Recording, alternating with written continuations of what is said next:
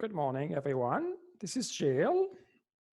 It is Monday morning, March 30th. And so it's the beginning of the new week. And so I wanted to wish you a good week, a wonderful week. It feels like it's starting, all the weeks more or less look the same, It's something very unusual in our lives that days and weeks tend to look very similar to one another. I think we're living a very special time. Really, the message, all the excitement and I would almost say the craziness of Saturday evening, abated and went down. Yesterday went back to a bit more of a normal day with not so much going on. And I listened to a few people. I did a bit of meditation as well. And really the message that came and that I used in my invitation for our communion this coming Thursday is a message of, it's a very simple message. It's a message of going within, it's like, and that's what I've been saying for many years, talking about spelunking 5 years ago almost, yeah, when I started my radio show. This idea, this notion of exploring what lies within. What do we have within, and how does it function, and what role does it play in our lives? Our beliefs, our mind, our emotions. Human beings are very complex, so-called entities. And, it takes a lot to explore one of these human beings. And I guess, just exploring one, I think, should be enough work for a lifetime. But I think what is very important is the direction that we take. It's like, instead of being distracted by what goes on outside in our outer world. And there's still a lot going on, obviously, today, besides this virus thing. There's a lot of things we can connect. And, but, again, it's much more than a simple intention. It's really a journey, and I think a journey within. And that's the message, again, that I picked yesterday. It says, it's a beautiful, I use the word beautiful, it's a beautiful journey within that we need to undertake at this time. And possibly also because there is more questions coming, coming from a very troubling environment, a troubling world. I was listening to a French medium yesterday. She published a video on January 6th, so it's been almost 3 months.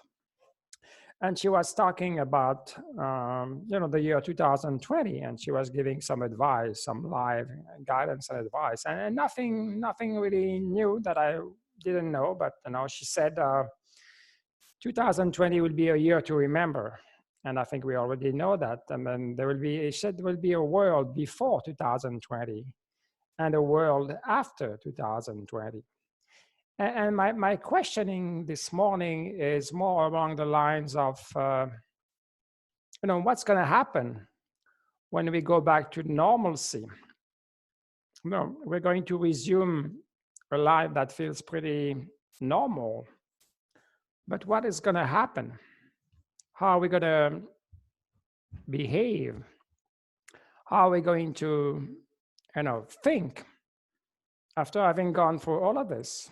What will be our emotions of returning to a place, I don't know, for some people, a place of work. They may have stopped work for a few weeks and they will go back. And my question is, what changes will take place? And I'm trying to envision this new world. We will go, beyond 2020, but which, 2020 marks the real beginning, the onset. And it's not easy. It's not easy to envision that. I do a meditation every morning for about 17, 18 minutes. And it's about, it's about a world we want to create with lots of understanding, lots of collaboration, lots of cooperation. And all these things at a more global level, what it goes back to what I was describing last week when I was making my lobster omelette. This liant, L-I-A-N-T, that is going to bind us together. And how this liant is going to come about, I still believe I have difficulty, believing that it's going to come just from a virus, because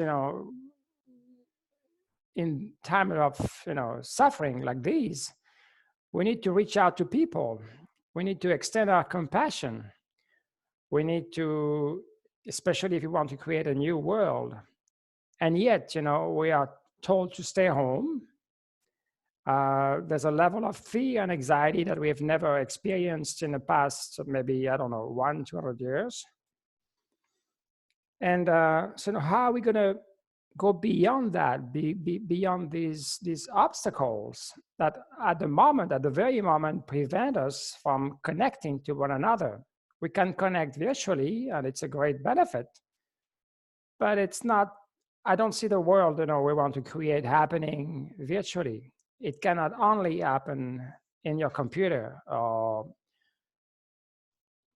using Zoom or using whatever, Facebook or Twitter. It's not possible. It's too artificial still. There need to be a real exchange between human souls, and it's something we need, it's something we need to build together. And so that's my question of the day. How is this going to happen? And how is this current situation going to lead us to what will be, what we want to see, what we want to feel emerging in the pores, P-O-R-S, P-O-R-E-S, in the pores of our lives. And so that's my question for the day. How this, there's I don't know if it's a morphogenesis process at work, and something very under the surface. And so it's not clearly visible, but it's happening. And I still do my tarot, of course, every day. I mentioned the 7 of Swords last week. And today, it's been the card of the day. I don't know if you can see this person. It's the High Priestess. It's a very powerful card in terms of going within, in terms of using our intuition. And she wears, many different religious signs. There's like a crescent here that feels a bit like, it could be a Muslim crescent, the Muslim crescent. There's obviously a cross that feels a bit more Christian, and there's a Torah. And so, who knows, maybe we're going to harvest, the wisdom of all these religions, and those that are not in this card, such as Buddhism and Jainism and Zoroastrianism. I mean, and there's 2 pillars, the 2 pillars of the Temple of Solomon, Be and J, Boam and Joachim. And it's a good sign that she came this morning to me, because it's really what the world is about. And I had 3 cards every day, so that's what I had for today. The 2 of Swords, the blindfolded man when we have to make a decision, and that's me very well, the situation we are in right now.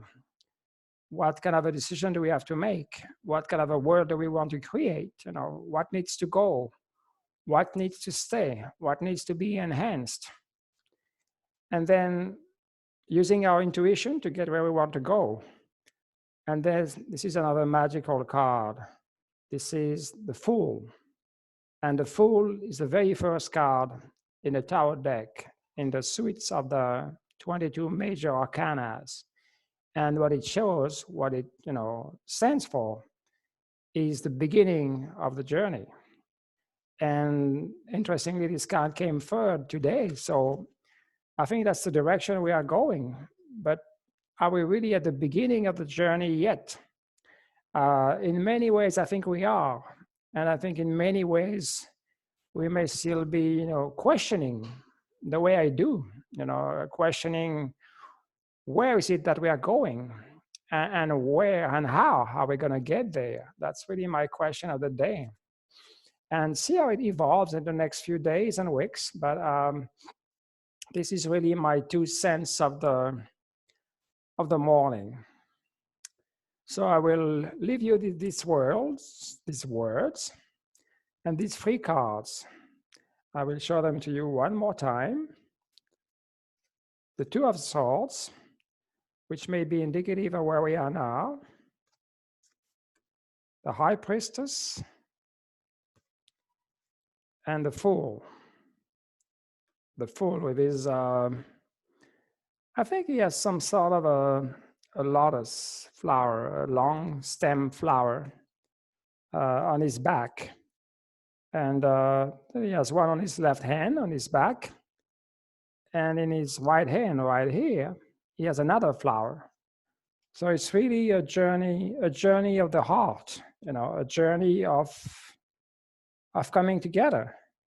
And I believe also it's quite a journey. So I wish you well. I wish you a beautiful week, whatever this week brings. It may be a surprising week, I have no idea. And here we are. It's March 30th, almost, almost the beginning of a new month. Who knows what April will bring to our shores. I love you all, and I wish you well. Thank you. Bye-bye.